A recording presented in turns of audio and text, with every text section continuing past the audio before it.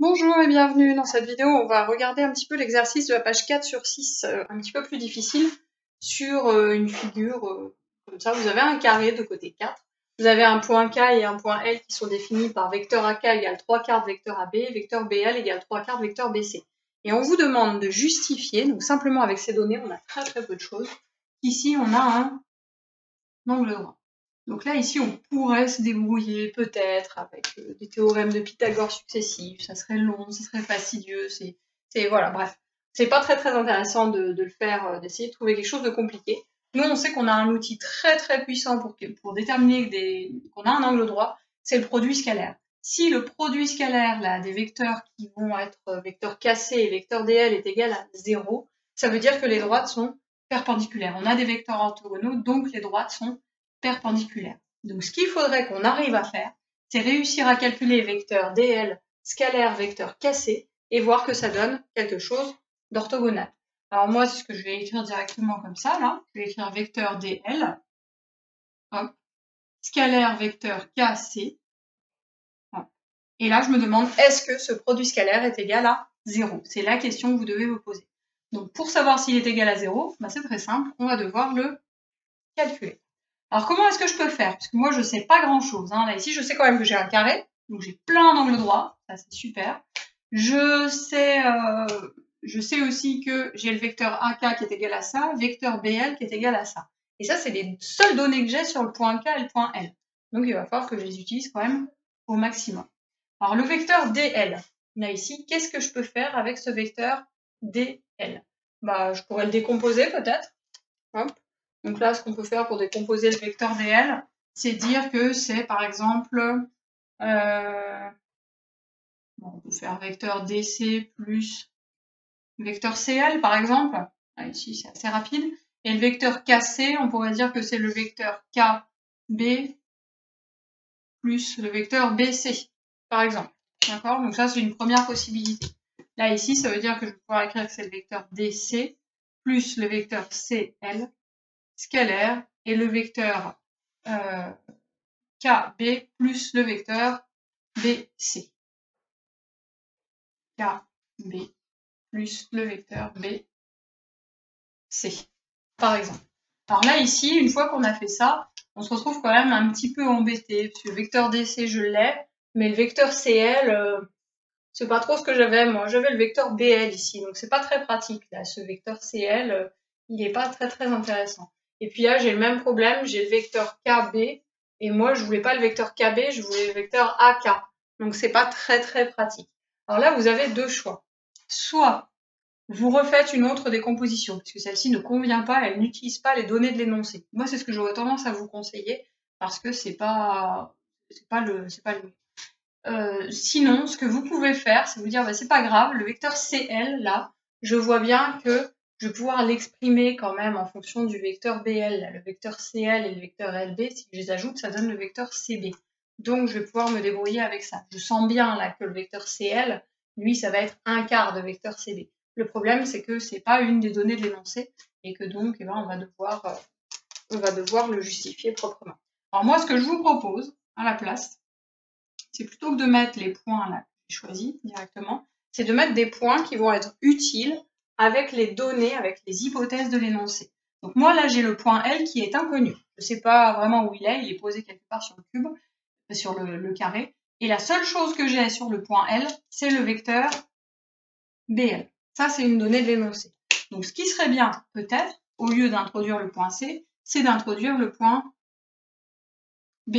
Comme ça, on va être tranquille. Au moins, ça fera intervenir le vecteur BL. Ça sera plus pratique. Et même chose là pour le vecteur KC. Plutôt que d'introduire le point B là comme je l'ai fait, moi je sais que sur le point K, la seule donnée de l'énoncé que j'ai, c'est le vecteur AK. Donc ça serait plus intéressant, très certainement, d'introduire le point A. Comme ça, je vais me retrouver avec vecteur K1, qui est juste l'opposé de vecteur AK. Ce sera beaucoup plus facile. Donc je vais changer volontairement.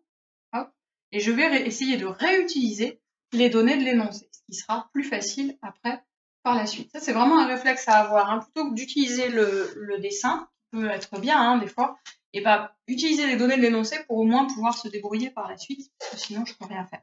Donc là, ici, vecteur DB plus le vecteur BL, et ensuite vecteur KA plus vecteur AC. Comme ça, là, j'ai bien ce qu'il me faut. Alors, ce que je fais, c'était quand même le but premier de la manœuvre. Là, ici, le vecteur BL, je vais le remplacer par 3/4 de vecteur BC. Alors, vous le faites maintenant ou vous le faites après. Peut-être qu'après, ça sera... Allez, je vais le faire maintenant. Donc, vecteur DB plus, et à la place de vecteur BL, j'écris 3/4 de vecteur BC.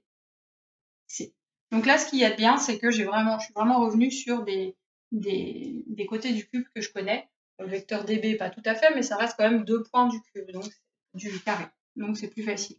Ensuite, vecteur KA. Alors moi, j'ai vecteur AK. C'est 3/4 de vecteur AB. Donc vecteur KA, ça sera l'opposé. Ça sera moins 3/4 de vecteur AB. Plus le vecteur AC. Même chose, vecteur AC, ça reste 2 points du carré. Donc je m'inquiète pas trop. Ensuite, double distributivité, ce qui va me faire donc moins 3/4 de dB scalaire AB. Je vous rappelle que les nombres, on les met où on veut, donc autant les mettre devant. Donc de dB scalaire AB, comme ça. Ensuite, plus dB scalaire AC. OK.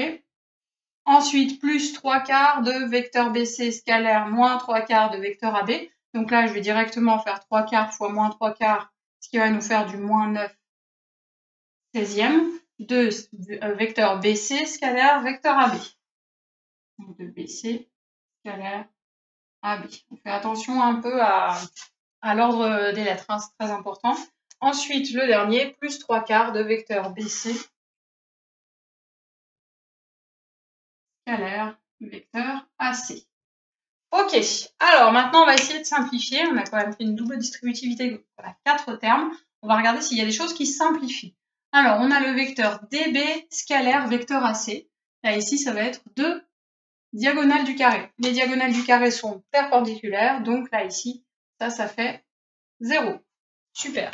Ensuite vecteur, alors DB scalaire AB. Là ici ça c'est pas super. DB scalaire AB, on a une diagonale avec un côté. BC scalaire AB. Ah, ça c'est bien aussi. BC scalaire AB, c'est orthogonal. Ça s'annule. Super. Et enfin, le dernier, BC scalaire AC. Donc celui-là c'est pareil, il n'est pas super parce que je me retrouve avec une diagonale. Alors là, vous avez 2 choix. Je vais essayer d'utiliser quand même au maximum le projeté orthogonal. C'est quand même l'objectif. Vous avez vecteur DB, qui est ici une diagonale, scalaire vecteur AB. Ce que je peux faire, que je ne vais pas faire ici, pour le faire vraiment avec le projeteur orthogonal, plutôt que d'écrire le vecteur DB, je pourrais très bien dire que c'est vecteur DA plus vecteur AB. Donc introduire le point A. Comme ça, après, je reviens sur les côtés du carré.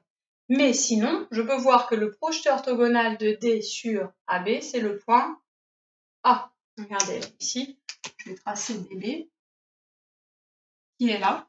Je peux projeter le point D orthogonalement sur AB, qui fait le point A. Donc là, plutôt que de faire DB, je pourrais très bien à la place faire le vecteur AB, qui est le projeté orthogonal.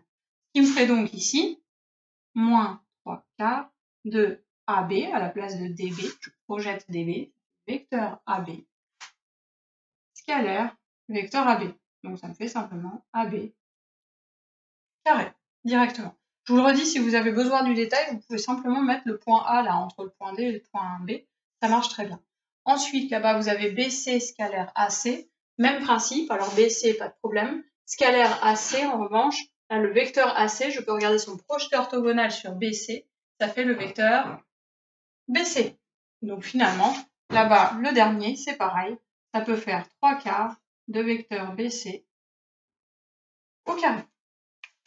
Et là, j'ai pratiquement terminé. Alors là-bas, si vous n'êtes pas à l'aise, même principe, le vecteur AC qui est ici, vous pouvez dire que c'est vecteur AB plus vecteur BC. Introduire le point B. Ça fonctionne très bien.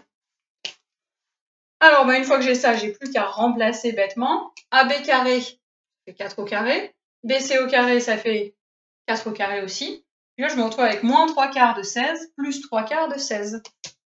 Finalement, peu importe la valeur la valeur du côté de mon carré, hein, ça change absolument rien. On me dit que c'est un carré de côté 4, mais ça pourrait être la même chose. Ça, c'est deux côtés du carré qui font la même mesure. Donc ça me fait un total de 0. Le produit scalaire de dl par kc est égal à 0. Donc mes deux vecteurs ici sont orthogonaux. Si mes vecteurs sont orthogonaux, ça veut bien dire que mes droites sont perpendiculaires. D'accord? Donc là, vous pouvez mettre. Donc, le vecteur dl est orthogonal au vecteur kc. Et on en déduit que, et puis là, vous remarquez la même chose, mais en parlant des droites, la droite dl est perpendiculaire à la droite KC. Alors, vous avez entendu, hein, j'ai vraiment mis exactement le même symbole là, mais je l'ai dit différemment. Les vecteurs sont orthogonaux avec ce symbole-là. Les droites sont perpendiculaires avec ce symbole-là. Donc, faites bien attention. Si vous voulez vous rentraîner avec ça, donc ça c'est vraiment un des attendus. Si vous voulez aller en spécialité, il faut vraiment savoir refaire ça. Hein. Ça fait partie des petits calculs sur les vecteurs qui sont assez importants.